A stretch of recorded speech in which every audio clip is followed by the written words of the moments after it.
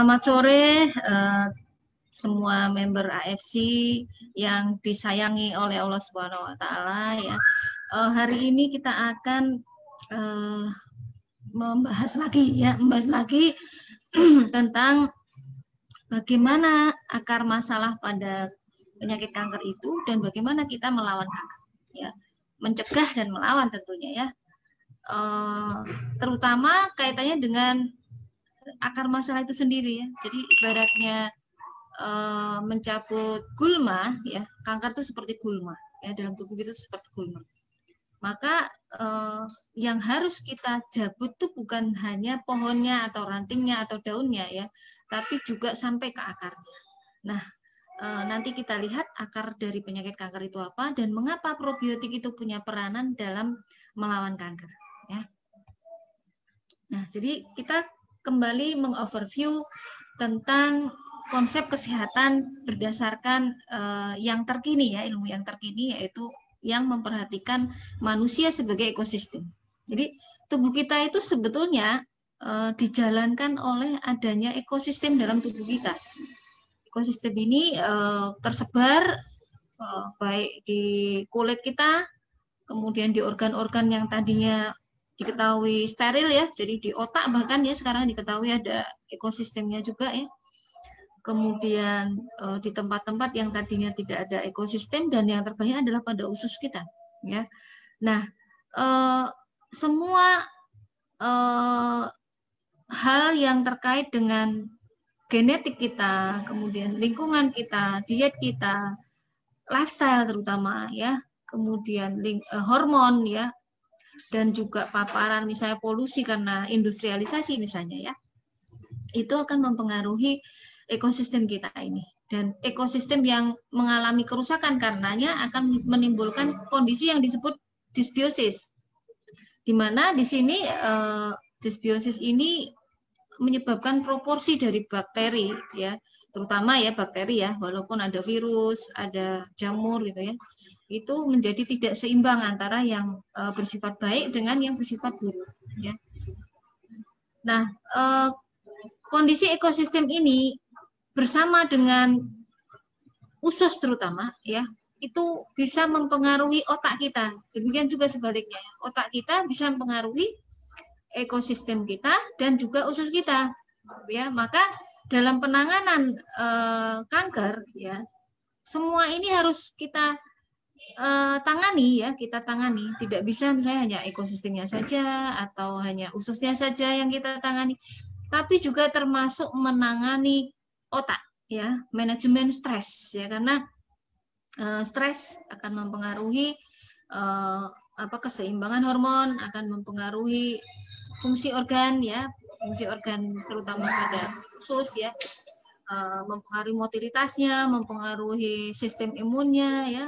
Orang yang stres itu cenderung dia sel-sel imunnya juga rendah ya, maka dalam menghadapi kanker tidak boleh stres ya. Kita harus mensikapi kanker itu sebagai ibaratnya tadi gulma. Gulma itu kalau lingkungannya dibersihkan ya, itu nggak mungkin ada gulma ya. Maka konsep dari pencegahan dan pengobatan kanker adalah sebetulnya membuat lingkungan tubuh kita, ekosistem kita itu menjadi baik gitu ya.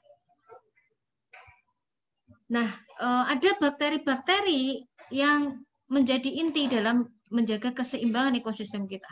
Ya, di sini ada salah satu dari laktik asid bakteria yang disebut dengan Lactobacillus. Ya, Lactobacillus ini strainnya ada banyak sekali ya. Misalnya yang sering kita jumpai pada beberapa fermented food misalnya ya, ada Lactobacillus rhamnosus, bulgaricus, kemudian KCI ya kan, ada yogurt gitu ya. Kemudian juga satu lagi adalah Bifidobacterium, ini ya yang penting ya. Nah, sedangkan Clostridium bacteroides ini kalau meningkat akan menimbulkan penyakit ya. Clostridium dan Bacteroides ini tipe-tipe bakteri yang dia bisa berubah jahat kalau lingkungannya jahat. Lingkungannya itu mendukung untuk menjadi jahat gitu ya.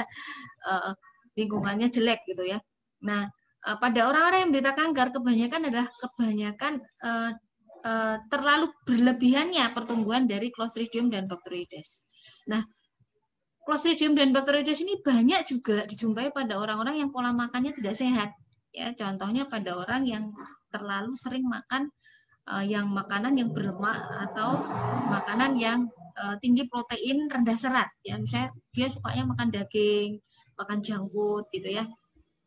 Nah, pada kondisi tidak terjadi keseimbangan antara bakteri-bakteri baik dengan yang jahat ini, maka bisa muncul penyakit seperti kanker ya, walaupun tidak hanya kanker, bisa banyak penyakit yang lain ya, bisa banyak penyakit yang lain.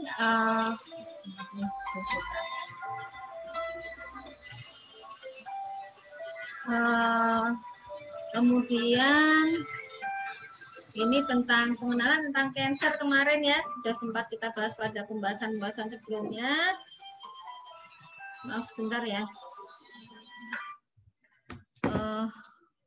Jadi apa itu kanker ya? Kanker itu sebenarnya istilah untuk pertumbuhan sel yang tidak normal ya. Pertumbuhan sel yang tidak normal dan dia tidak bisa dikontrol. Tidak bisa dikontrol, tidak bisa kita bunuh ya, karena salah satu ciri tubuh yang sehat itu harusnya dia bisa membunuh sel yang tumbuh tidak normal. Nah, pada kondisi orang yang kena kanker, kemampuannya untuk membunuh sel yang tidak normal itu menjadi lebih rendah ya. Lalu tumor itu biasanya istilah untuk semua benjolan ya, biasanya dianggap jinak ya. Nah, kalau kanker nih yang ganas ya, yang ganas yang bisa bermetastasis atau menyebar ke lain tempat. Nah, kemudian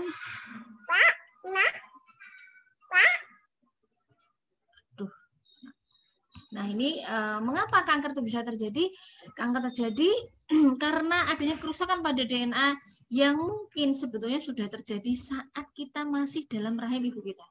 Ya, kemungkinan ketika dalam rahim itu sudah ada mutasi, ya, dan kerusakan DNA ini kalau tidak diperbaiki itu bisa menumpuk dan akhirnya ketika kita terpapar dengan zat-zat kimia atau zat-zat mutagen yang lain begitu ya, maka akan timbul perubahan yang lebih kompleks ya, mutasi gen yang lebih kompleks mencakup 4 gen itu yang ada dalam tubuh kita. Jadi tubuh kita itu sebenarnya ada dijalankan oleh 4 gen utama, yaitu gen yang dia bersifat mengatur pertumbuhan sel, yang kedua gen yang bersifat dia menekan pertumbuhan tumor gitu ya, gen yang memperbaiki sel kita, dan yang keempat adalah sel yang membunuh, yang mengatur sinyal-sinyal pembunuhan pada sel yang tidak normal atau sel yang tidak terkontrol tadi.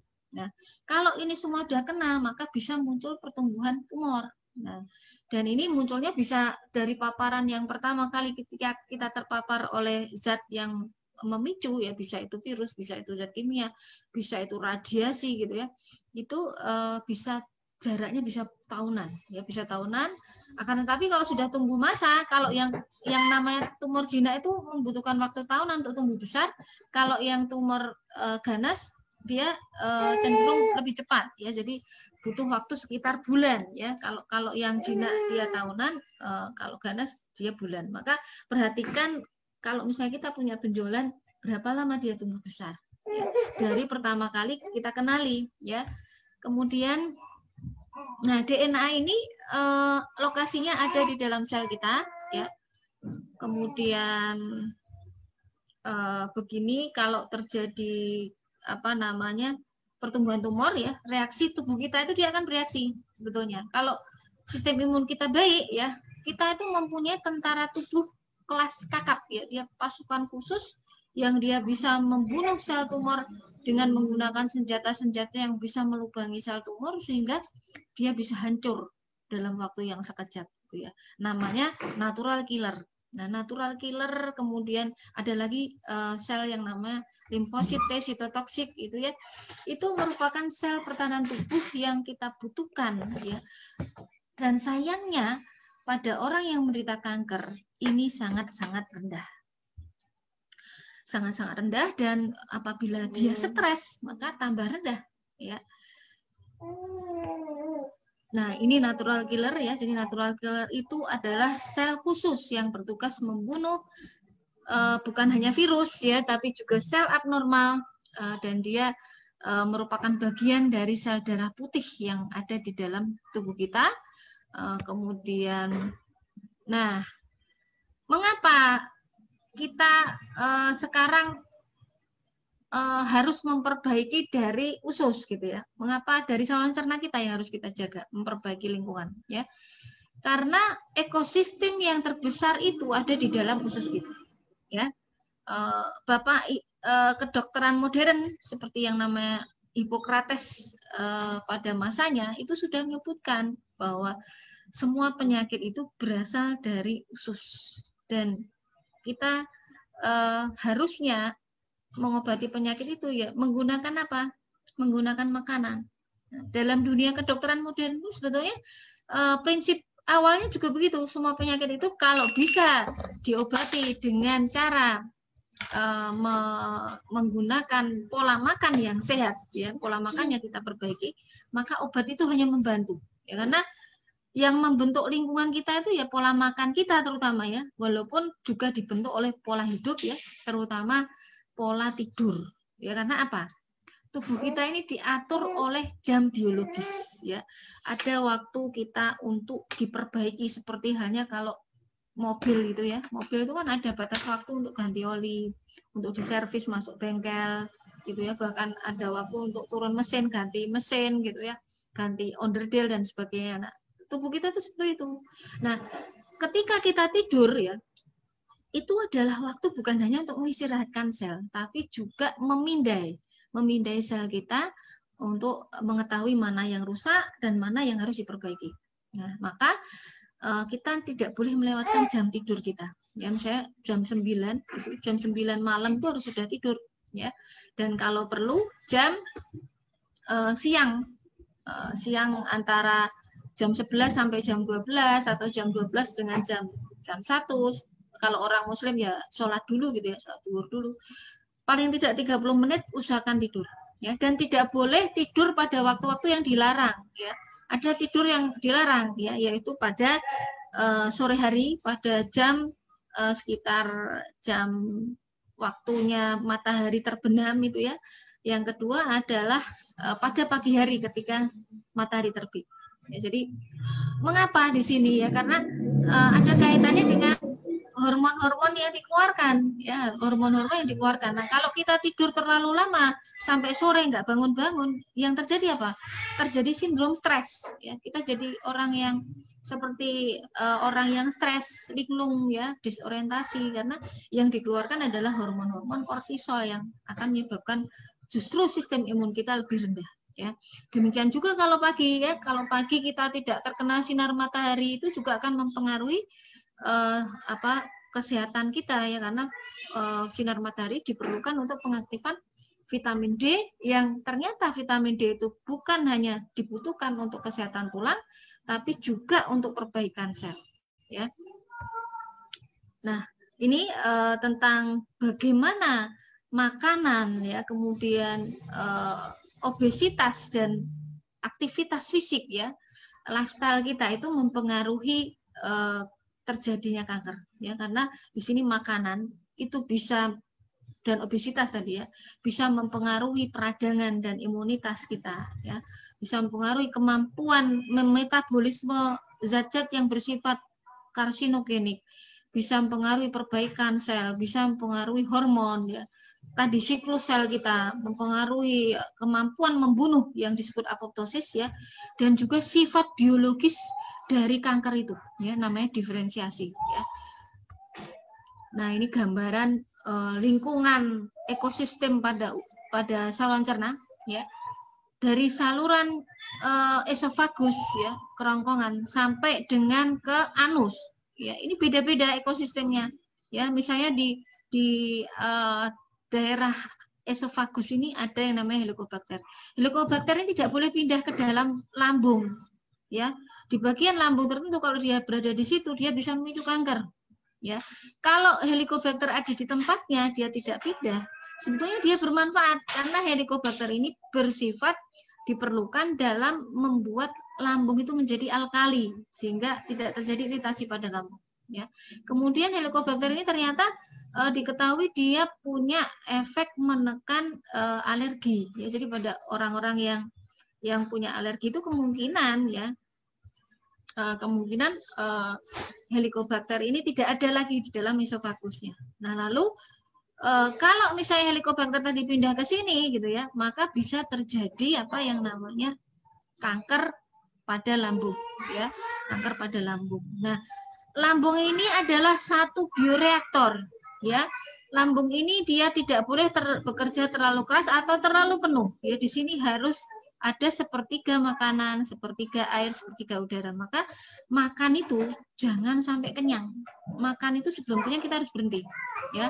Usahakan ada air yang kita minum dan menyisakan ruang untuk udara karena di sini harus terjadi pelumatan dari makanan yang baik sehingga nanti bisa diserap dengan baik di usus halus dan di usus besar ya.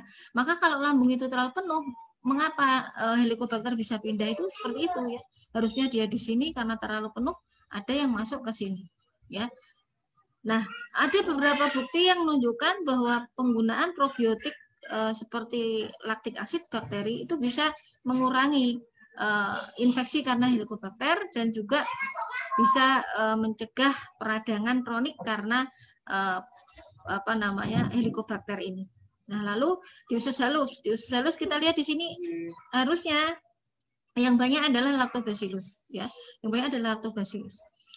Nah, lalu di dalam usus besar, usus besar di sini ada banyak sekali Bifidobacterium, ya. Kemudian Lactobacillus juga ada ya. Nah, di sini juga ada Clostridium, ya, di mana kalau pada orang kena kanker usus besar misalnya, Bacteroides dan Clostridiumnya itu meningkat, ya. Ya.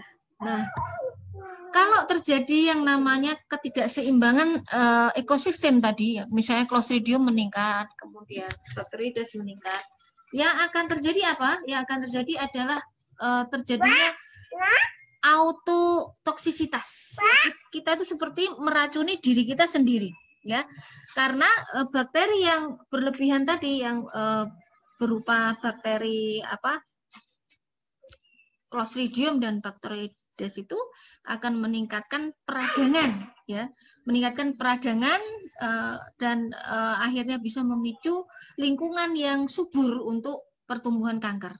Ya, jadi untuk pertumbuhan kanker itu butuh lingkungan yang meradang, ya, lingkungan yang banyak toksinnya, karena bakteri itu juga memproduksi toksin, ya, dia memproduksi yang namanya kolibaktin, di mana kolibaktin ini bersifat racun terhadap DNA kita.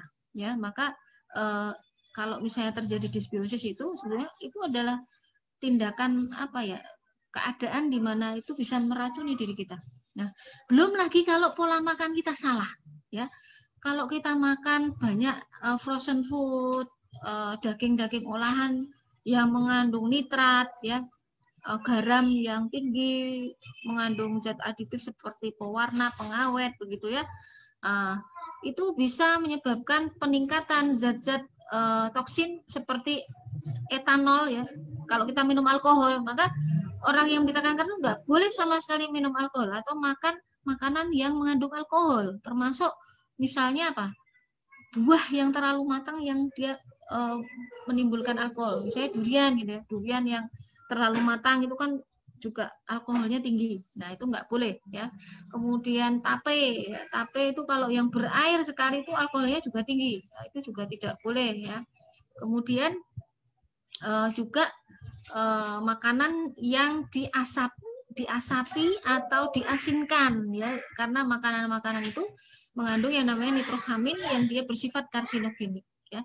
Kemudian penggunaan hormon, ya, pada makanan-makanan misalnya seperti ayam, nah itu juga harus hati-hati, ya. Maka pada kondisi kita mempunyai riwayat keluarga dengan kanker atau ada orang yang sudah didiagnosis sebagai kanker, kita harus menjaga pola makan yang sehat dengan makanan yang sehat, ya, dengan makanan yang sehat. Nah, ini mekanismenya nanti bisa dibaca lagi, ya. Nah, bahaya makanan yang tidak sehat ini tadi autotoksikasi, ya. kemudian karsinogen dari beberapa makanan ini sudah saya bahas tadi juga ya, sumber karsinogen ini bisa dibaca juga dari sumber pertanian, peternakan, sumber air ya, bahkan ya pengolahan makanan, bagaimana kita membungkus makanan ya, perhatikan pembungkusnya ya. Jadi kalau kita beli makanan mending kita bawa sendiri wadahnya ya. Wadahnya pun kalau itu makanan panas usahakan dari kaca atau dari plastik yang bebas dari bisphenol namanya ya. Jadi bisphenol free ya, atau juga lebih baik memasak sendiri. Lebih baik memasak sendiri. Kemudian oh ya, panci juga hati-hati ya, panci teflon itu ya. Terkadang juga kita harus hati-hati karena teflon yang tergores itu bisa bersifat karsinogenik ya. Nah, lalu pemanis, pewarna, pengawet, penguat rasa ya, kemudian makanan yang modifikasi genetik, cara memasak yang dengan suhu yang tinggi, diasapi tadi ya, hindari ya. Kemudian makanan yang tinggi lemak ya, karena makanan yang tinggi lemak dia diketahui berhubungan dengan obesitas, dan obesitas itu meningkatkan risiko untuk menjadi kanker ya. Lalu dia tinggi protein, rendah serat ya, daging olahan tadi juga ya. Jadi ini banyak hal yang nanti bisa dibaca sendiri. Lalu nah, karbohidrat ya, karbohidrat terutama tepung-tepungan ya, gula ya, gantilah karbohidrat yang simplek dengan karbohidrat yang kompleks yang berwarna-warni. Misalnya ya nasi yang ungu, nasi ungu ada ya, nasi ungunya. Nasi hitam itu lebih bagus karena nasi hitam itu kandungannya salah satunya ada yang disebut antosianin ya. Yang ungu-ungu itu biasanya kaya dengan antosianin. Nah, antosianin ini dia bersifat meningkatkan bakteri baik dan dia punya aktivitas antioksidan, anti tumor ya, mendorong sistem imun ya, meningkatkan sistem imun, kemudian dia juga punya sifat anti radang dan sebagainya ya. Kemudian nah, hiperinsulinemi ya, ini biasanya juga ada kaitannya dengan obesitas ya, kemudian juga diabetes ya. Ini diketahui bahwa resistensi insulin meningkatkan kadar estrogen dan juga IGF-1 dan dapat meningkatkan pertumbuhan kanker, terutama kanker payudara ya. Nah, ini mengapa kita kalau bisa tuh menjaga body mass index kita itu ideal ya, karena obesitas itu merupakan faktor risiko yang besar untuk terjadinya kanker payudara, kanker usus ya, kanker endometrium, kanker, banyak sekali kanker ya. Nah ini petunjuknya. Jadi kalau makan pilihlah terutama yang banyak tumbuh-tumbuhannya. Makanannya porsinya harus lebih banyak sayur dan buah. Jaga berat badan ideal, aktivitas fisik yang aerobik ya, karena tubuh kita yang salah satu yang mendorong tumbuhnya kanker itu kalau kita kekurangan oksigen. Ya. Maka dalam kondisi pandemi ini ingat, jangan sering-sering menggunakan masker ya. Kalau perlu masker itu 3-4 jam itu ganti dan harus dilepas ya, karena tubuh yang kekurangan oksigen itu dia akan meningkatkan perkembangan kanker. Kemudian jangan minum alkohol, pilih makanan yang rendah lemak dan garam. Penyiapan, pengolahan makanan, penyimpanan makanan harus yang aman dan sehat. Dan selalu ingat, jangan merokok ya, karena rokok itu dia menyerang semua sistem imun kita. Sistem imun kita, mitokondria kita keok ya, padahal yang namanya mitokondria itu adalah sumber energi kita ya, sumber energi yang menjadi satu pabrik dari bukan hanya energi tapi juga enzim-enzim yang bersifat antioksidan ya. Bayangkan saja kalau mitokondria kita rusak ya. Kemudian diet yang sehat, yang tinggi serat dan yang kaya probiotik ya. Mengapa diperlukan ya? Karena diet yang tidak sehat itu bisa menyebabkan kurangnya serat yang menjadi makanan bakteri baik, ya, yang namanya SCVA ini. Kemudian peningkatan dari zat-zat toksik, ya, yang bisa menyebabkan lingkungan menjadi tidak sehat, ya. Peningkatan antigen yang bersifat memicu peradangan, ya, meningkatkan risiko penyakit kardiovaskuler, meningkatkan risiko peradangan, padahal tadi salah satu yang menyuburkan kanker adalah peradangan, ya, dan juga kemampuan berpikir jadi lemah, ya, kewaspadaan kita menjadi lemah, akhirnya apa? Gampang stres, ya. Nah, lalu juga terjadi resistensi insulin yang tadi bisa meningkatkan terjadinya salah satunya kanker payudara, ya. Nah, lalu kalau kita makan banyak serat, ya, dan kaya dengan probiotik, maka yang terjadi adalah terjadi peningkatan serat yang disebut SCFA, ya, di mana serat pangan ini dia bermanfaat dalam sinyal-sinyal yang bersifat imunoregulator, ya, menekan peradangan, meningkatkan sistem imun yang tadi bersifat anti tumor, ya, dan meningkatkan produksi antioksidan, ya, kemudian menurunkan zat yang menginduksi memicu peradangan, ya, memperbaiki metabolisme lipid, menurunkan peradangan pada usus, meningkatkan sensitivitas insulin, dan mengurangi risiko terjadinya infeksi, termasuk tadi infeksi oleh karena Helicobacter pylori yang berkaitan dengan kanker pada lambung, ya. Nah, jadi konsumsi apa yang harus banyak, yaitu sayur dan buah, ya. Jadi banyak penelitian yang menyebutkan bahwa konsumsi sayur dan buah itu menurunkan risiko kanker, ya, baik itu kanker pada saluran cerna maupun pada tempat lain, misalnya kandung kemih, gitu, ya. Nah, lalu bagaimana diet yang baik? Nah, ini piringnya T, ya, setengah porsi itu harus berupa sayur-sayur dan buah, ya, kalau bisa 7 macam. Jadi kombinasi dari 7 macam sayur dan buah warna-warni begitu, ya. Lalu 1/4-nya adalah protein. Nah, protein lebih baik cari yang sumber protein nabati atau protein hewani, tapi dia daging yang dari daging ikan atau daging putih, ya, misalnya dari ayam, gitu, ya, daripada daging merah. Ya, walaupun daging merah masih boleh, tapi cukup 1 minggu sekali dan itu pun porsinya kecil, ya. Kemudian karbohidrat kompleks, ya, karbohidrat kompleks itu bukan hanya nasi, ya, tapi bisa juga dari gandum yang dari biji gandum utuh, ya, atau dari ubi-ubian, ubi ungu, ubi kuning, gitu, ya, labu, ya, labu kuning, ya, itu. Jadi 1/4 saja. Nah, kemudian kunyah dengan baik, ya, kalau perlu dihitung, ya, hitung. Kalau dulu zaman kecil saya diajari mengunyah itu 33 kali, gitu, ya, dihitungi, gitu, ya, karena memang interaksi makanan dengan air ludah itu akan menurunkan kerja kerasnya dari lambung, ya. Maka kunyah dengan baik. Kalau gigi kita ompong, ya, periksa ke dokter gigi, minta dibikinkan gigi palsu, ya. Kalau kita minum jus, dikulum-kulum dulu, dikulum-kulum biar ada interaksi dengan air ludah, baru dimasukkan ke dalam lambung, ya. Jadi jangan langsung sedot dengan akhirnya masuk ke lambung, ya.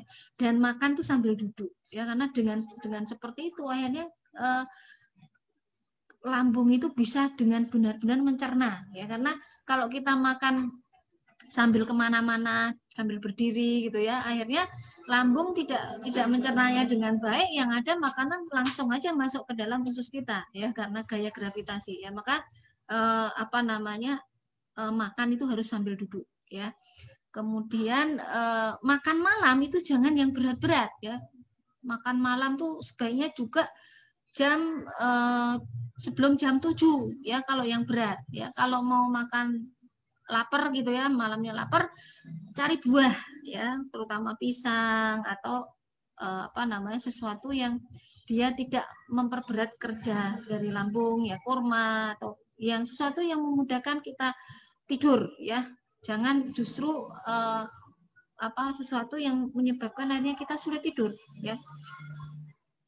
Nah, lalu kalau kita nggak bisa mendapatkan sayur dan buah yang organik, ya, cucilah semua sayur dan buah tadi dengan menggunakan baking soda. Nah, ini caranya ya. Jadi ini sudah diteliti oleh para ilmuwan, di mana membersihkan sayur dan buah untuk mengurangi pestisida itu bisa dilakukan dengan baking soda, dengan melarutkan baking soda itu ke dalam air ya, dan merendam sayur dan buah itu dalam air selama kurang lebih 12 sampai 15 menit ya, di mana yang digunakan adalah baking soda murni ya, baking soda murni yang food grade ya kalau beli ya. Banyak biasanya dijual di toko-toko bahan roti ya. Nah, ini kemudian tadi kan cara masak itu juga penting ya. Cara masak gunakan minyak sayur ya. Kalau bisa pilih dari kelapa atau minyak zaitun itu lebih baik ya. Yang extra virgin, yang minyak kelapa yang extra virgin ya. Kemudian gunakan bumbu yang masih segar dari rempah-rempah, misalnya jahe, ada lengkuas, ada daun salam misalnya, bumbu-bumbu ala-ala Indonesia itu kan banyak sekali, itu serai ya. Itu sebetulnya lebih baik daripada kita menggunakan bubuk ya. Lalu hindari memotong sayur dengan ukuran terlalu kecil ya, cuci dahulu sayur dan buah sebelum dipotong-potong ya. Dan jangan masak terlalu lama. Masak dengan cara tumis menumis, kukus mengukus. Kalau pengen gorengan ya menggunakan minyak yang tadi ya, yang minyak kelapa lebih baik ya. Nah, lalu sebelum kita sakit ya, jadikan makanan kita itu sebagai obat ya. Jangan jadikan obat kita sebagai makanan. Nah, kalaupun kita misalnya harus mengkonsumsi suplemen ya, pilihlah yang mengandung simbiotik. Ya, simbiotik itu dia juga mengandung probiotik, dia juga mengandung prebiotik. Nah, jadi sebenarnya itu makanan fungsional ya, makanan fungsional bukan obat ya. Dan itu banyak sekali sekarang ya, ada yang dikombinasi dengan berbagai macam ekstrak dari sayur, buah, dan juga peptida dari ikan misalnya ya. Kemudian ada yang berupa produk-produk dairy produk, misalnya kefir ya, kimchi ya kan, terus yogurt.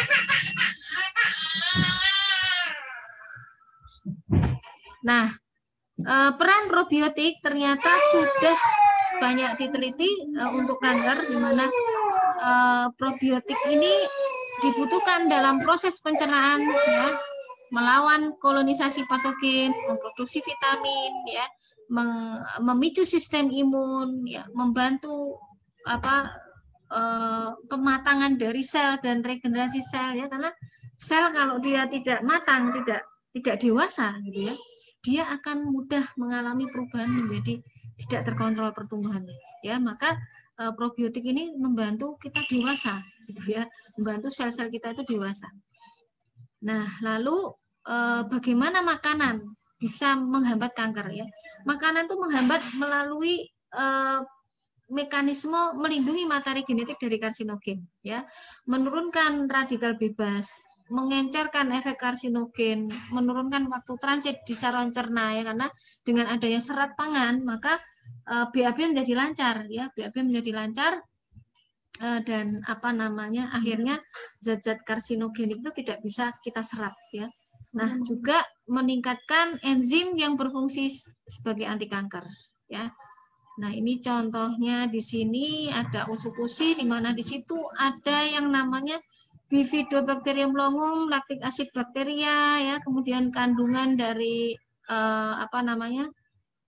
pineapple extract, resveratrol ya, ada takara kombu ya, kemudian dari ikan yang mengandung banyak omega 3 ya, kolagen, di mana kolagen juga punya sifat membantu penyebaran dari kanker ya, kemudian kiwi ya, dan juga enzim yang bersifat antioksidan ya, pada orang-orang yang mitokondrianya sudah rusak, penggunaan L-glutation ini sangat-sangat penting ya. Nah, ini bakteri yang ada dalam usukusi, ada Bifidobacterium longum dan ada lactic acid bacteria, di mana Bifidobacterium longum adalah satu macam bakteri yang dia bersifat melindungi dari epitel kita ya, sehingga bakteri patogen itu tidak bisa masuk ya. tanpa dia merusak sel epitel kita. Jadi dia bisa nempel, dia punya sifat dia bisa menempel pada sel epitel kita. Nah, kemudian yang namanya lactic acid ini dia adalah bakteri yang dia mampu memproduksi yang namanya bakteriosin, ya, kemudian memproduksi homeostasin yang dia bersifat baik ya terhadap ekosistem. Jadi dia menyeimbangkan ekosistem sehingga tidak terjadi pertumbuhan yang berlebihan dari bakteri yang bersifat patogen tadi ya. Kemudian dia meningkatkan sistem imun ya, terutama natural killer ya, interferon gamma yang dia punya sifat tadi menekan perkembangan kanker ya, dan juga ternyata dia bisa menyebabkan matinya sel-sel kanker itu melalui proses yang namanya apoptosis ya, bunuh diri yang terprogram. Jadi apoptosis itu adalah bunuh diri yang terprogram. Jam berapa tak jam 5. Nah, ini gambaran bagaimana probiotik dia sudah diteliti pada beberapa kanker. Ini kanker usus besar pada paru. Pada paru yang usus besar mana ya? Enggak ada. Nah, ini yang pada paru ya. Jadi sebetulnya ada yang pada saluran cerna juga ada ya, di mana penggunaan probiotik itu ternyata bisa meningkatkan natural killer tadi ya, meningkatkan makrofag ya, meningkatkan interferon gamma, menekan sinyal peradangan, ini sinyal peradangan ya, menurunkan kejadian penyakit pada paru, misalnya asma ya, penyakit pengerasan dari paru ya, terjadi pengerasan pada paru ya, kemudian membantu mengurangi zat toksik seperti misalnya logam-logam berat, itu bisa juga ya. Jadi dia bersifat mendetoksifikasi tubuh kita dari logam berat ya. Ini sudah diteliti baik secara in vitro pada sel kanker atau secara in vivo ya, in vivo baik pada hewan coba maupun pada manusia ya. Nah, ini pada penggunaannya pada pencegahan dan pengobatan dari kanker-kanker yang mengenai saluran cerna, dari mulai esofagus tadi ya, kemudian lambung sampai ke usus besar ya. Kemudian ini pada breast cancer ya, dan banyak lagi penelitian yang lain. Dan memang dikatakan bahwa seperti probiotik ini adalah functional food ya, functional food bukan obat ya, maka dia bersifat membantu pengobatan ya, terutama pada orang-orang yang sudah punya didiagnosis sudah punya kanker ya. Kemudian juga untuk mencegah orang-orang yang punya riwayat keluarga kanker misalnya ya, untuk mengalami kanker. Nah, ini ternyata diketahui pengaruhnya bisa sampai ke kanker payudara walaupun kita meminumnya saja. Kan kesannya kok kita minum kok bisa pengaruh ke kanker payudara ya, padahal kan jauh gitu ya. Tapi ternyata buktinya di sini sudah terbukti dalam penelitian bahwa ketika kita meminum probiotik ya, dia akan mempengaruhi saluran cerna kita, dan ini akan mempengaruhi sistem imun secara umum ya. Dan inilah yang akan menyebabkan sel kanker pada paru tadi, pada payudara tadi bisa dibunuh dengan menggunakan sel-sel tubuh kita sendiri ya. Jadi sebetulnya obat itu ada dalam tubuh kita juga ya. Obat itu ada dalam tubuh kita juga, tapi untuk mengaktifkan obat yang ada dalam tubuh kita, kita harus mengubah pola hidup, pola makan, mengubah lingkungan yang kondusif untuk pertumbuhan kanker menjadi lingkungan yang tidak kondusif untuk pertumbuhan kanker. Jadi ibaratnya kanker itu kita anggap sebagai apa? Preman. Preman itu kalau kita beri lingkungan yang baik, bisa nggak dia berubah menjadi orang baik? Bisa ya. Kalau kita beri lingkungan yang baik, kita didik dengan baik, insya Allah yang namanya preman itu bisa jadi santri ya, kalau orang Islam ya. Jadi, dan itu sudah terbukti banyak preman-preman yang berubah menjadi santri. Nah, demikian juga dengan kanker ya. Kanker itu dia seperti anggap saja seperti preman tadi. Dan bagaimana melawan preman itu sebetulnya bukan hanya dengan memerangi, tapi dengan mengubah lingkungannya menjadi baik, ya. Dan akhirnya kanker nanti berubah menjadi teman baik kita, gitu ya. Jadi jangan anggap harus dibunuh, ya, harus dibunuh, ya.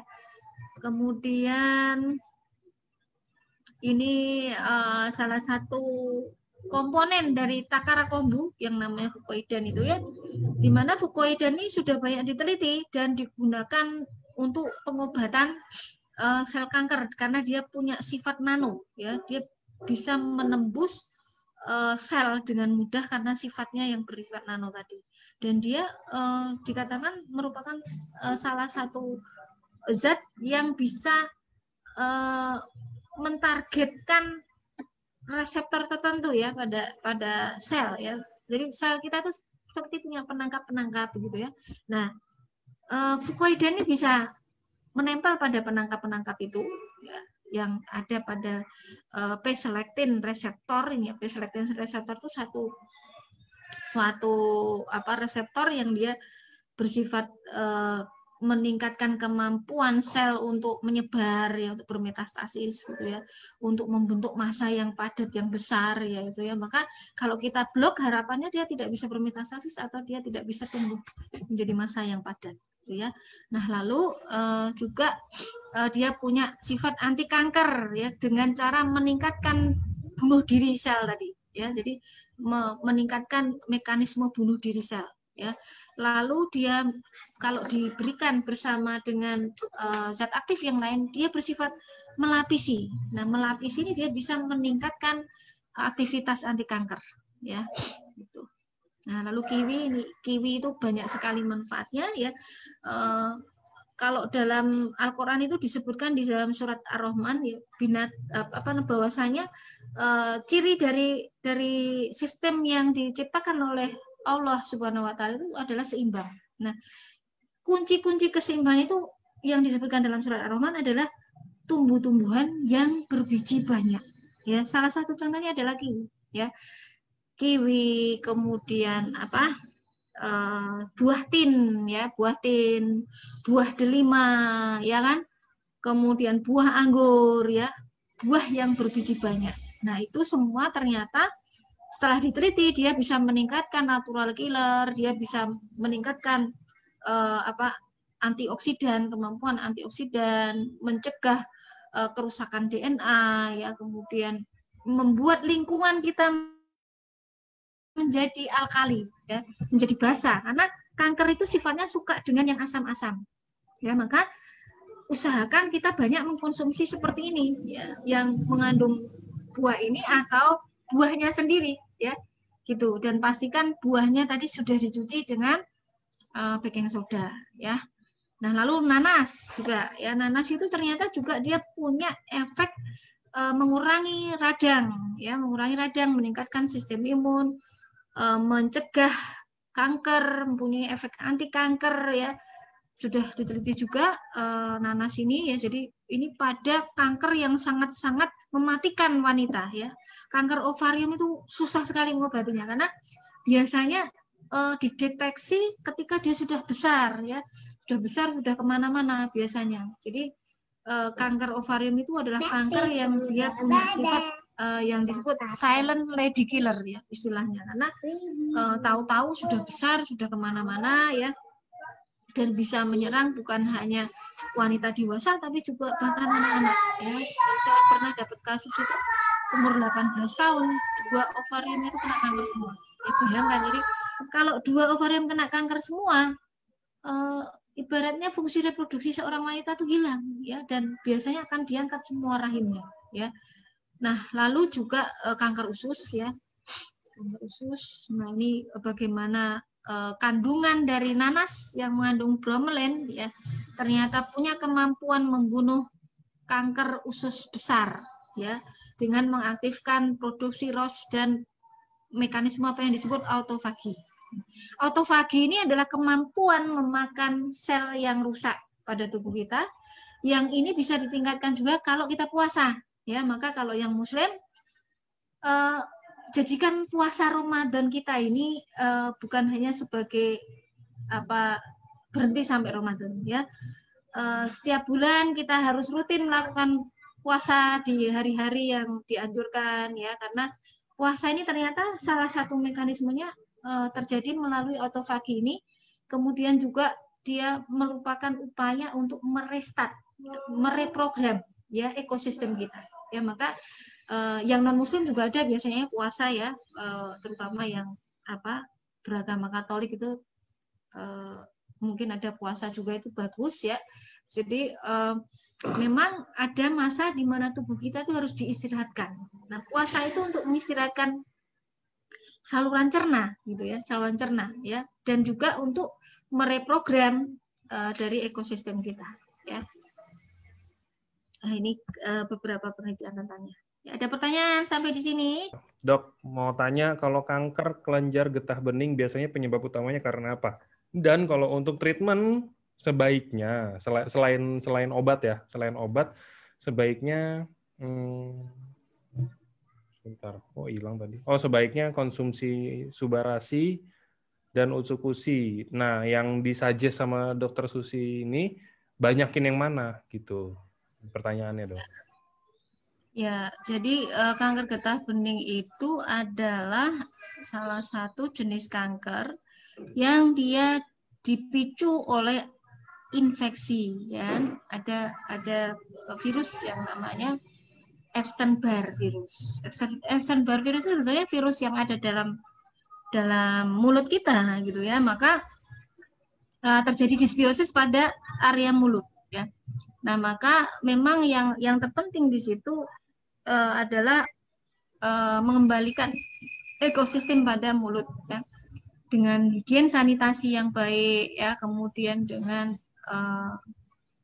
menggunakan misalnya pasta gigi yang ramah terhadap ekosistem ya kan, pasta gigi yang ramah dengan ekosistem itu yang tidak mengandung fluoride ya, jangan menggunakan yang mengandung fluoride. Dan kalau ada gigi yang berlubang ya, ada gigi yang tambalan, nah konsultasikan ke dokter karena itu menjadi sumber ya, ya.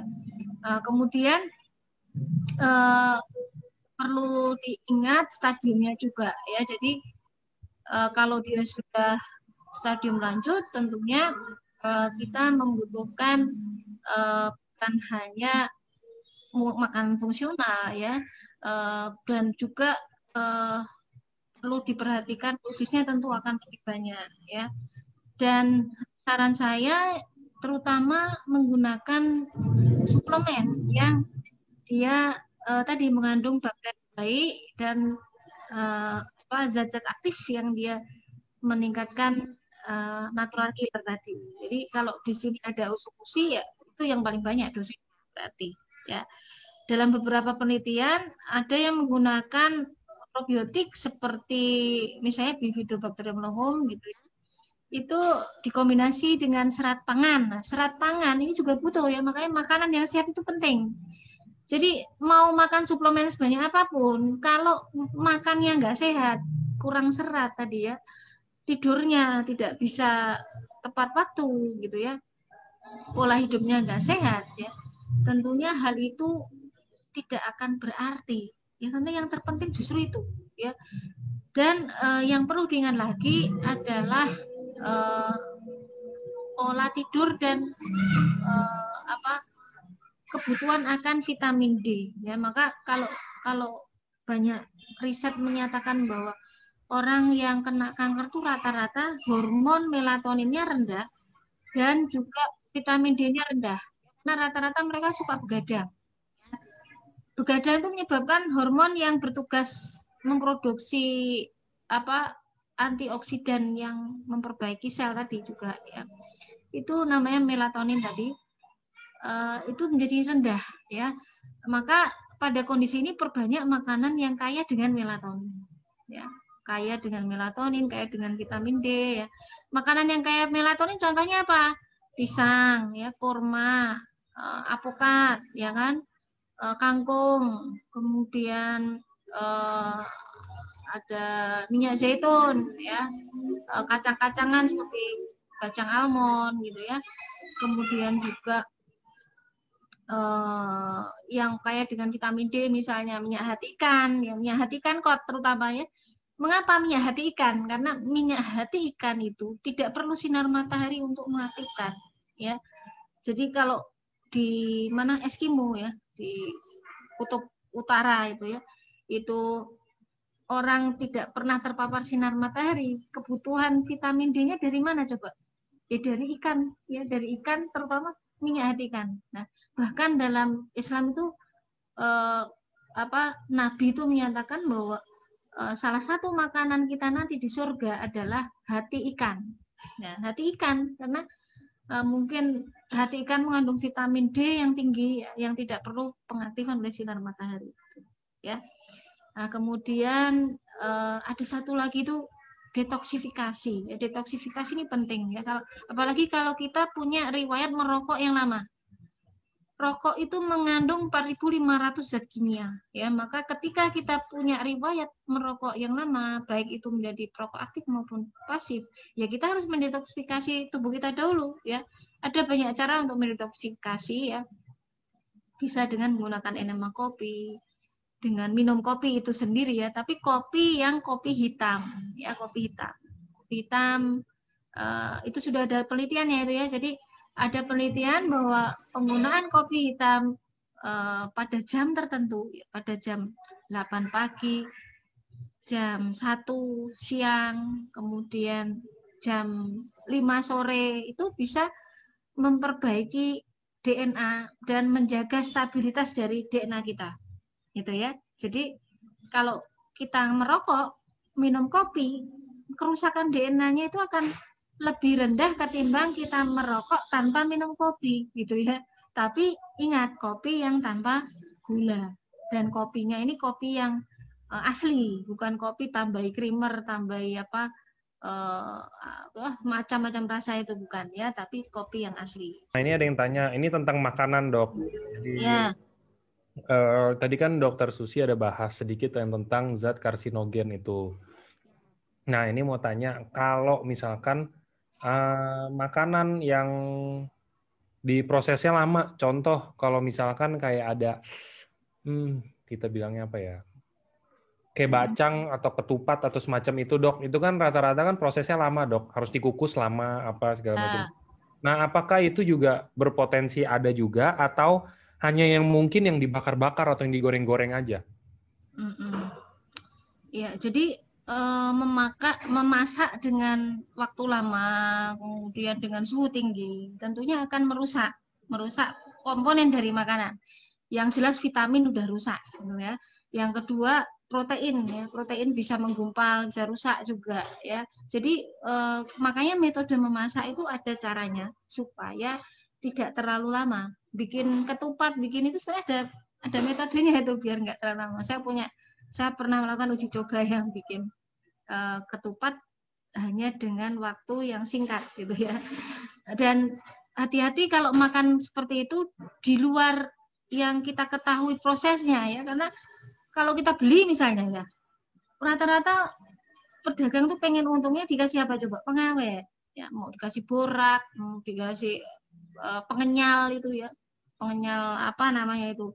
Untuk makan pecel itu kan ada tuh yang namanya gendar pecel ya. Gendar pecel itu sering dikasih yang namanya pengenyal STTP apa ya itu ya. Jadi walaupun dia hanya menggunakan sedikit dengan kadar yang diperbolehkan oleh BPOM misalnya, tapi sekali lagi tubuh manusia itu kan berbeda-beda, maka lebih baik ya jangan konsumsi yang seperti itu ya. Jadi masak sendiri nah, atau beli pada orang yang kita yakin bahwa prosesnya dia itu sehat gitu ya, tidak menggunakan itu. Nah, jadi tidak hanya yang diasap-asap tadi atau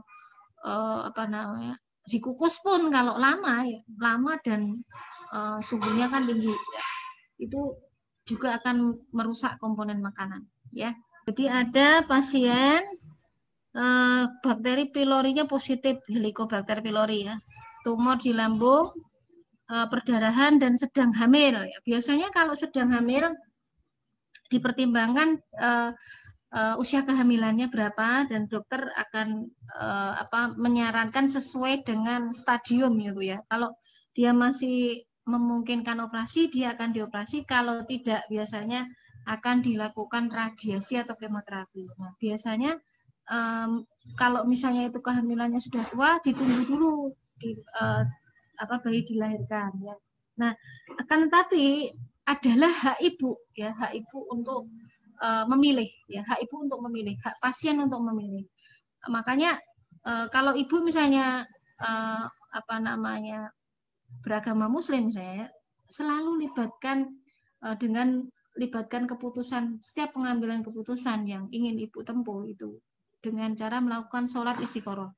Kalau nggak Muslim ya, bagaimana caranya kita itu selalu berkomunikasi dengan Tuhan ya, untuk menentukan setiap keputusan kita, yakin yang mana. Karena kalau kita ingin menjalani suatu terapi tanpa ada keyakinan, ya itu juga terapi itu tidak akan berarti apapun gitu ya. Dan sekali lagi bahwa pengobatan itu yang utama adalah lingkungan tubuh kita, ya, lingkungan tubuh kita. Kalau pola hidup kita, kemudian pola makan kita itu tadi tidak mendukung ya lingkungan bagi pertumbuhan kanker, ya insya Allah yang namanya kanker itu akan mati sendiri, dia nggak dapat makanan. Maka kalau ibu ingin menempuh cara selain non medis atau dalam masa menunggu ya, dalam masa menunggu terapi medis gitu ya, ini yang terpenting ya, suplemen itu sifatnya membantu. Suplemen tidak akan berarti apapun, walaupun suplemen itu secanggih apapun, kalau pola makan dan pola hidup ibu tidak diubah. Ya itu. Maka coba nanti bisa konsultasi secara pribadi pada saya untuk mengatur bagaimana pola makan dan pola hidup yang sehat. Ya karena yang terpenting itu, dan orang tuh harus dikuatkan untuk itu, karena kan merubah sesuatu yang sudah mendarah daging itu akan lebih sulit ya. Maka dibutuhkan dukungan dari keluarga, dari orang yang terdekat, suami terutama ya, karena pengambilan keputusan apalagi itu berkaitan dengan nyawa seorang janin gitu ya, itu ada konsekuensi yang berat gitu ya. Maka tidak mudah untuk dijawab sekali ini ya, mungkin nanti bisa. Dok, mau tanya, kalau misalkan dari kita kecil, kita udah biasa makan makanan yang sehat, ya, yang bersih, yang bernutrisi, let's say kita bilang. Tapi seiring berjalannya waktu, beranjak dewasa, misalkan udah umur 20-an atau udah umur belasan atau apa, tuh dia makannya jadi makan-makan yang mungkin bakar-bakar atau apa kayak begitu. Itu bentar saya baca aja pertanyaan.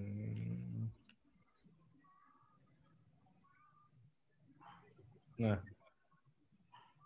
apakah itu semua lebih cepat merusak usus dibandingkan dari yang kecil sudah terbiasa makan makanan yang nggak sehat, Dok?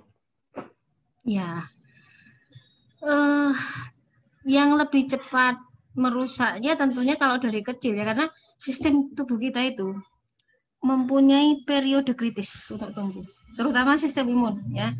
Seperti natural killer itu, kalau kita baru lahir, itu adalah natur set point kita sebetulnya. 7 hari pertama kehidupan itu sangat penting ya. Nah di sini kalau terjadi disbiosis pada masa ini ya, ini akan pengaruhnya sampai ke dewasa nanti, karena ini mempengaruhi jumlah natural killer kita. Jadi natural killer itu dia itu harus bangun ya. Dia itu sebetulnya pada saat kita dalam kandungan itu ditidurkan. Nah, karena apa? Kalau dia dibangunkan, bisa tarung antara sel kita dengan sel ibu dengan sel bayi gitu ya.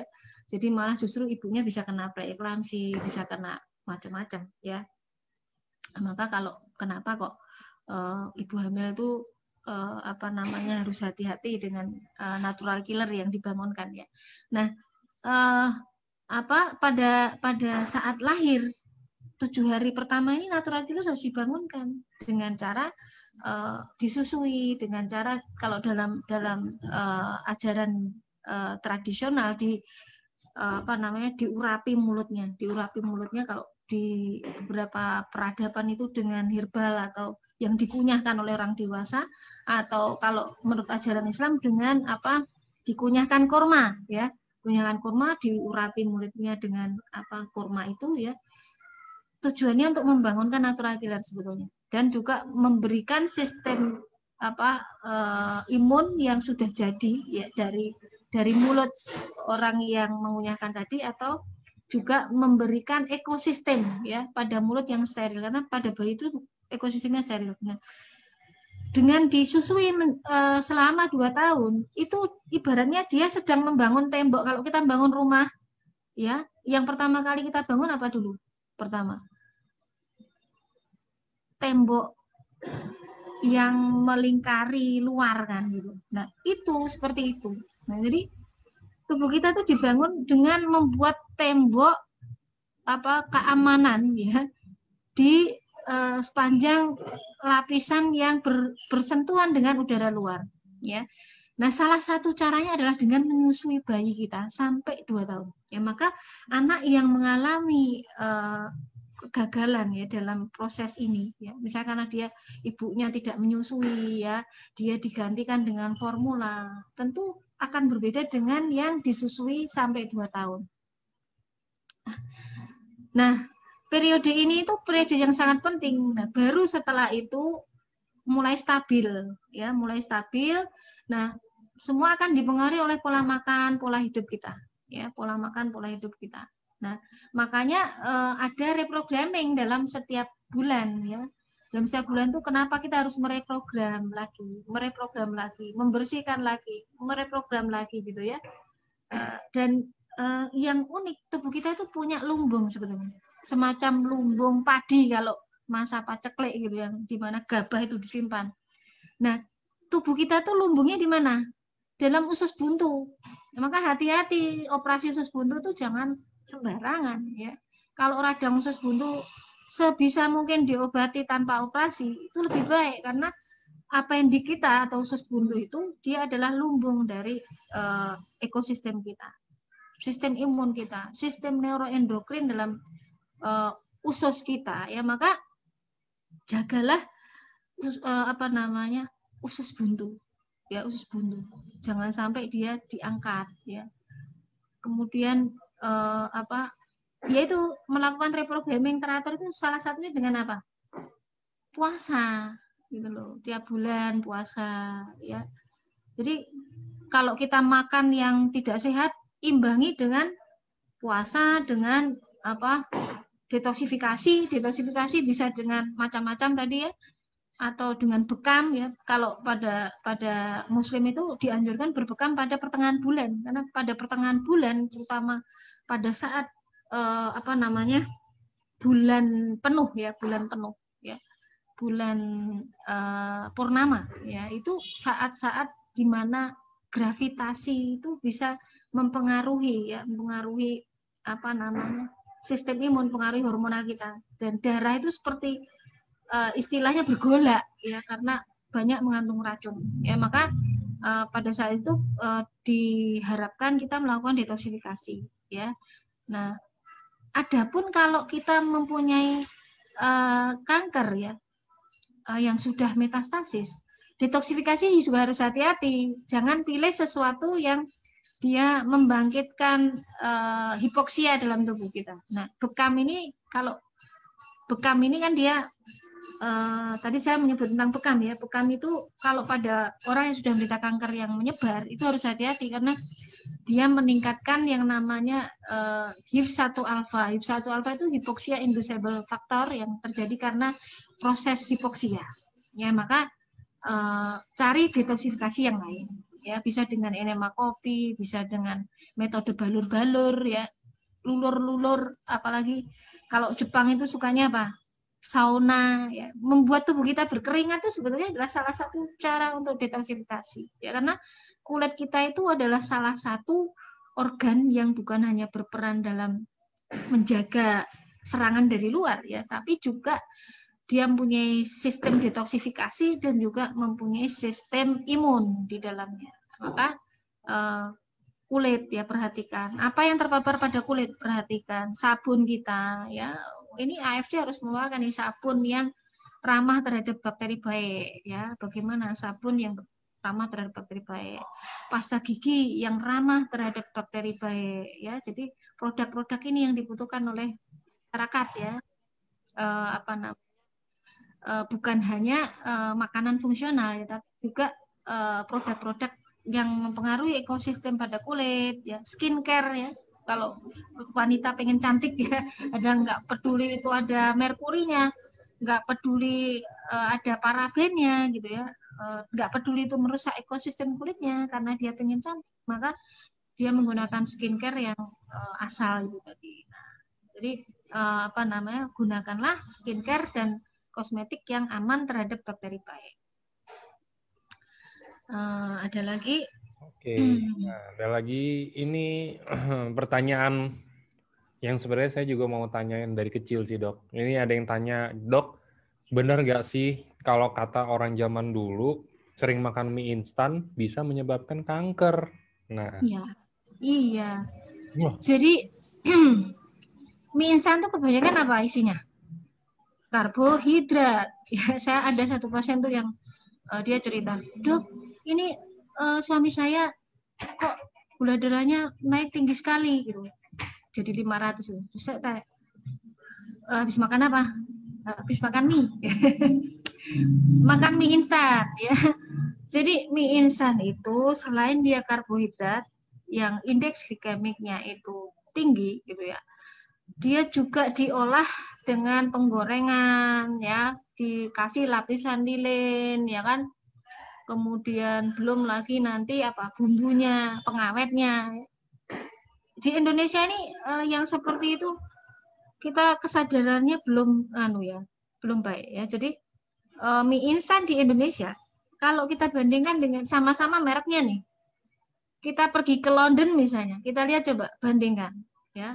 Berapa jumlah pengawetnya? Sama atau tidak? Ternyata beda, ya. Nggak tahu kenapa, ya.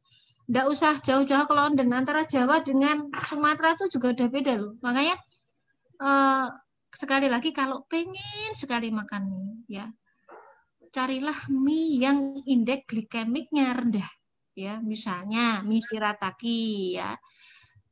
Saya ada dijual mie dari tepung kaf yang baik untuk bakteri baik karena dia mengandung laktik asid, ya. Kemudian dia tidak mengandung zat pengawet, tidak mengandung zat pewarna, ya kan, tidak mengandung lilin. Itu penting. Mie itu sebenarnya nggak masalah, asal porsinya tadi juga, ya, porsinya juga tadi piring teh tadi. Ya, jadi kalau bikin mie itu tambahi apa? Tambahi sayur, tambahi bumbu, ya, bumbu yang diulek, ya. Bumbu misalnya bawang merah tuh bagus loh, bawang merah, bawang putih. Nah itu, jadi apa namanya, bukan hanya mie terus hanya dikasih bumbu instannya, ya gitu. Sekarang udah banyak kok mie yang sehat itu. Saya sendiri juga mengkonsumsi mie dari sorghum, ya. Tahu sorghum nggak? Sorghum itu dia sejenis apa, gandum gitu, ya, biji-bijian yang seperti gandum itu, ya, yang bisa dibikin beras, bisa dibikin mie, bisa dibikin roti gitu, ya. Bersama dengan tepung porang. Tepung porang itu bahan baku dari shirataki. Jadi apa namanya? Dia indeks glikemiknya rendah, ya, dan serat, ya. Jadi intinya adalah bahan baku dari mie itu, cara proses produksinya, mengandung pengawet atau tidak, mengandung warna atau tidak, gitu. Kalau mie-nya itu sehat ya nggak masalah, gitu. Ya. Jadi semua tergantung mie-nya mungkin terbuat dari apa yang kayak tadi dokter Iya, jelaskan. prosesnya. Kalau misalkan makan mie instan biasanya kalau orang-orang ditambahin contoh cabai rawit, ditambahin sayur apa atau apa. Nah, itu membantu berarti, Dok, ya. Iya, cabai rawit itu mengandung yang namanya capsin. Ya, capsin itu antioksidan tinggi juga, gitu ya. Apa warna dari cabai itu kan warnanya kalau yang mateng kan merah tuh. Merah itu juga dia ada kandungan zat aktifnya, gitu ya. Jadi ada vitaminnya gitu. Jadi tapi sekali lagi pastikan tanpa pestisida, ya, tanpa formalin. Karena sekarang ini banyak loh petani cabai itu nakal, ya. Jadi dia agar cabainya itu awet, dikasih apa? Dikasih formalin, dicelup dulu di formalin. Ya, maka kalau kita bisa menanam, tanam saja cabai di rumah. Ya, jadi nggak perlu kita beli cabai ke pasar, ya. Nggak perlu kita beli yang organik, karena yang organik mahal biasanya kan gitu. Jadi apa namanya? Memang kalau kita menderita penyakit atau sudah punya bakat penyakit itu harus mau kreatif gitu ya, mau kreatif mendapatkan dari apa yang ada di alam gitu ya, untuk menjadi salah satu alternatif cara untuk bertahan hidup dari penyakit kanker, ya. Oke. Ada lagi? Ada lagi, ini barusan ada masuk. Saya barusan tervonis kanker payudara stadium 2. Ya. Ini persiapan operasi mastektomi. Sebelumnya saya sudah konsumsi SOP dan UTSU bergantian sejak 1 tahun yang lalu. Mohon arahannya, konsumsi UTSU dalam kondisi saya ini takarannya seperti apa? Dan saat terapi nanti takarannya juga seperti apa? Ya, jadi memang untuk dosis ini penelitian yang spesifik belum banyak ya, tapi dari penelitian-penelitian pada produk lain yang bahkan dia hanya menggunakan bakteri dan serat pangan tanpa ekstrak loh ya, tanpa ekstrak tumbuhan. Dia tuh biasanya dosisnya 2 kali sehari. Ya, 2 kali sehari dalam kondisi lambung kosong. Lambung kosong itu 2 jam sebelum dan sudah makan, pagi hari sebelum kita kena makanan apapun ya, dan malam hari ketika mau tidur. Nah itu ya. Dan sebetulnya kalau dosis ini ya kita harus tahu betul ada berapa besar bakteri di dalam apa namanya satu sasetnya gitu ya. Jadi misalnya ya ada 2000 apa CVU namanya ya satuannya itu diminum pada, nah tinggal satu saset itu berapa ribu bakteri gitu ya. Jadi memang ada harusnya takaran dalam satu saset itu ada berapa ribu bakteri gitu ya. Jadi untuk tahu pastinya tentunya harus ada penelitian ya. Nah, mungkin bisa juga sementara ini mencari dari orang-orang yang sudah punya pengalaman yang sama ya, yang sudah meminumnya. Tapi memang saran saya lebih baik UTSU ya, jangan menggunakan SUBA ya. SUBA dipending dulu ya, SUBA dipending dulu, dan harus lihat jenis kankernya. Kanker payudara itu ada yang dia sangat sensitif dengan hormon ya. Kalau dia sangat sensitif dengan hormon ya hati-hati dengan SUBA gitu ya. Kalau tidak sensitif enggak apa-apa sih dikombinasi dengan SUBA, terutama pasca terapi medis dan pasca mastektomi ya, karena apa namanya diharapkan dia akan membantu dalam regenerasi sel gitu ya. Karena biasanya kalau dengan metode medis yang sekarang ini gitu ya, mastektomi itu dilakukan sebersih mungkin ya, sebersih mungkin untuk menghilangkan massa tumornya. Nah itu apa harapannya ya, jaringan yang luka operasinya itu dengan diberi zat yang meningkatkan regenerasi sel, dia akan membaik gitu ya. Tapi yang utama adalah sesuatu yang meningkatkan natural killer tadi ya, natural killer ya, meningkatkan apoptosis atau kematian sel ya, menekan pertumbuhan kanker, menekan perkembangan kanker itu ya. Jadi yang mengandung ekstrak tumbuhan yang bersifat itu dan mengandung bakteri seperti Lactobacillus dan Bifidobacterium tadi, UTSU ya berarti ya. Itu. Ada lagi pertanyaannya? Ada. Ini tentang sekarang kanker lidah, Dok. Jadi jika penderita kanker lidah ada autoimunnya juga, apakah dengan konsumsi 2 saset Subarasi dan 1 saset Utsukushi dapat mencukupi kebutuhannya untuk mengatasi kankernya? Wah, ini kalau sudah mainnya ke dosis ini memang kita membutuhkan penelitian ya. Jadi makanya kalau itu kanker sekali lagi yang terpenting justru yang utama adalah usunya ya, usunya dulu. Ya, apalagi kalau masanya masih besar ya, usunya dulu. Kemudian kalau dari penelitian produk lain tadi ya, yang dia hanya mengandung inulin dan mengandung bakteri saja, itu dosisnya 2 kali sehari, gitu. Ya, 2 kali sehari pagi sama malam. Ya. Jadi dan tentunya dengan perbaikan pola makan, pola hidup, karena sifatnya kan hanya makanan fungsional, gitu ya. Itu tidak akan membantu kalau kita pola makannya tidak sehat, ya, pola hidupnya tidak sehat. Ya. Yang utama justru itu. Ya. Ini emang masih yang lagi itu loh dok. Emang kalau konsumsi utsukushi bisa menyebabkan autoimun gitu? Ada yang tanya dok. Oh gitu. Nah jadi begini, yang sudah diketahui mekanismenya dan sudah sendiri dari utsukushi itu meningkatkan natural killer. Natural killer ini bukan hanya sel yang bersifat meningkatkan sistem imun, ya. Natural killer ini dia punya sifat istilahnya apa? Bystander. Bystander itu artinya ada satu saat di mana dia meningkatkan sistem imun di saat dia dibutuhkan. Tapi pada saat kondisi damai ya tidak ada musuh, gitu. Justru mungkin karena kita sendiri yang musuhnya nggak ada, tapi kita sendiri yang negara Indonesia. Negara Indonesia itu kan nggak ada musuh dari asing gitu. Nah kalau ada musuh dari asing ya kita menyerang musuh yang asing, tentara kita TNI itu ya. Nah pada kondisi tidak ada musuh dari luar, adanya misalnya orang yang apa gontok-gontokan di dalam negeri, yang kita harapkan TNI itu menenangkan gitu kan ya, tentara-tentara ini menenangkan, karena kan itu kan saudara kita sendiri ya. Kalau bisa mendamaikan yang bertengkar gitu kan ya. Nah jadi seperti itu.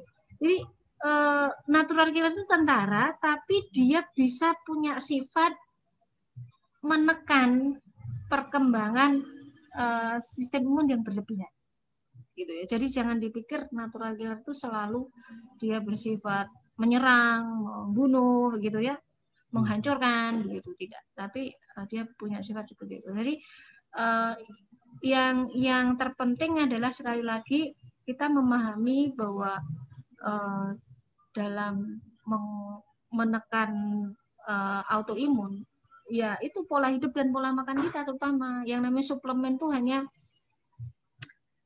pembantu lah, hanya pembantu ya. Jadi dosis itu juga penting ya. Jadi kalau pada penyakit-penyakit autoimun tentunya dosis perlu disesuaikan ya dengan kondisi yang lain. Dan kalau pada penderita autoimun ya kecenderungannya justru kita gunakan kalau dia menyerang sendi, menyerang organ, kita gunakan yang bisa meregenerasi sel gitu ya. Kita perbanyak yang bisa meregenerasi sel. Contohnya dalam komponen kolagen, kandungan dari stem cell ya, stem cell ikan mau stem cell tumbuhan bisa ya. Jadi peptida dari stem cell baik itu ikan maupun tumbuhan, dia bisa berinteraksi dengan sel kita sehingga sel kita itu terpicu membentuk stem cell gitu ya. Nah itu bagus untuk penderita autoimun. Maka kalau seperti ini ya subahnya diingatkan gitu ya. Oh juga salah satunya makan mie instan. Yang biasanya saya makan justru kalau makan yang kuahnya didikit-dikitin gitu kan biar asin. Oh nah gitu. juga, ya kan? Nanti kapan-kapan saya kirim deh mie dari Shirataki ya. Jadi dia mengandung bukan hanya tepung yang meningkatkan perkembangan bakteri baik, tapi juga daun asitaba. Daun asitaba itu dia punya efek membunuh sel kanker. Asitaba itu dari dari tumbuhan seledri Jepang itu loh. Jadi seledri Jepang. Ya, nanti kapan-kapan deh tak kirim. Ya, gampang dok itu. Tenang aja. Ini juga dulu dokter ngomong di sini tuh semuanya pada bilang mau dong, saya mau. Mau? Ya boleh. Saya diserang di Boleh. Nanti kantor. bisa hubungi nomor saya ya. Bisa saya kirim.